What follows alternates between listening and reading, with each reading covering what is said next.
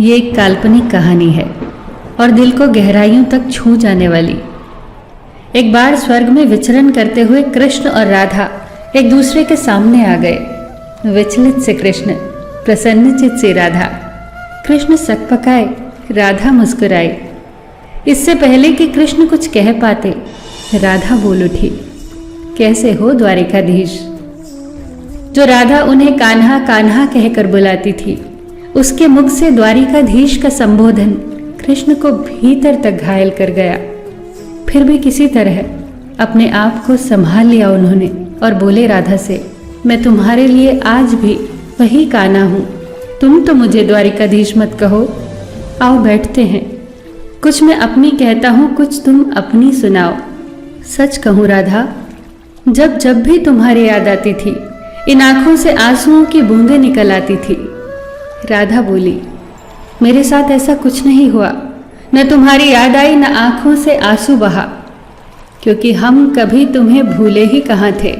जो तुम याद आते, इन आंखों में तो सदा तुम ही थे। कहीं आंसुओं के साथ निकल न जाओ, इसलिए रोते भी नहीं थे। कान्हा, प्रेम से अलग होने पर तुमने क्या खोया, इसका एक आईना दिखाऊं तुम्हें। कुछ कड़वे सच प्रश्न सुन पाओ तो सुनाऊं। कभी सोचा है इस तरक्की में तुम कितने बिछड़ गए। यमुना के मीठे पानी से जिंदगी की शुरुआत की और समुद्र के खारे पानी तक पहुंच गए। एक उंगली पर चलने वाले सुदर्शन चक्र पर भरोसा कर लिया और 10 उंगलियों पर चलने वाली बांसुरी को भूल गए। कान्हा, जब तुम प्रेम से जुड़े थे तो जो उंगली गोवर्धन पर्वत उठाकर लोगों को विनाश से बचाती थी, प्रेम से अलग होने पर वही उंगली क्या क्या रंग दिखाने लगी। सुदर्शन चक्र उठाकर विनाश के काम आने लगी। कान्हा और द्वारिकाधीश में क्या अंतर होता है बताऊं? कान्हा होते तो तुम सुदामा के घर जाते, सुदामा तुम्हारे घर नहीं आता। युद्ध में और प्रेम में यही तो फर्क होता है। युद्ध में आप मिटाकर जीतते हैं और प्रेम में आप मिटकर जीतते हैं। कान्हा, प्रेम में डूबा हुआ इंसान दुखी तो रह सकता है, पर किसी को दुखी नहीं कर सकता। आप तो कई कलाओं के स्वामी हो, स्वप्न दूरदृष्टा हो, गीता जैसे ग्रंथ के दाता हो, पर आपने ये क्या निर्णय लिया? आपने अपनी पूरी सेना कौरवों को सौंप दी और अपने आप को पांडवों के साथ कर लिया। सेना तो आपकी प्रजा थी, राजा तो पालक होता है, उसका रक्षक होता है। आप जैसे महाज्ञानी उस रथ को चला रहे थे जिस पर बैठा अर्जुन आपकी प्रजा को ही मार रहा था।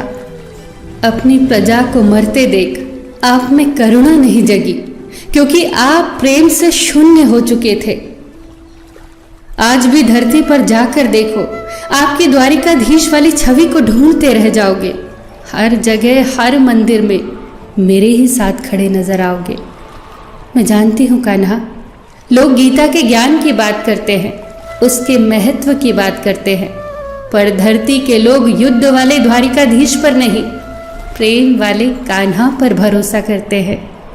गीता में मेरा दूर दूर तक नाम नहीं है, पर आज भी लोग उसके समापन पर राधे राधे कहते हैं। ये कहानी काल्पनिक जरूर है, पर इसके भीतर छिपी सीख बहुत महत्वपूर्ण है। श्री कृष्ण के पास कभी किसी प्रश्न का उत्तर ना हो, ऐसा तो हो ही नहीं सकता, परंतु राधा द्वारा लगाए गए प्रश्न चिन्हों पर कान्हा मौन रहे। यही तो है प्रेम में समर्पण का भाव। पराक्रम में हमें हर किसी को हराना होता है, तब भी हम जीत कर भी हार जाते हैं, परंतु प्रेम में एक ही कईयों का दिल जीत लेता है।